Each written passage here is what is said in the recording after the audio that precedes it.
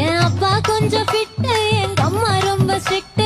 பின்னாடி தெரிய வேணாம், நீ நடைய கொஞ்சம் கட்டு.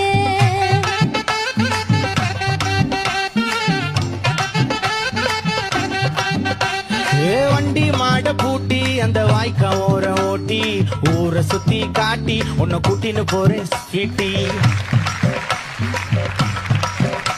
நான் ரொம்ப கோபக்காரி, நீ சுத்துற ஒரு மாதிரி. ஆடிக்காரி ஏறி நான் போக போறேன் சாரி. ஓ அப்படியா?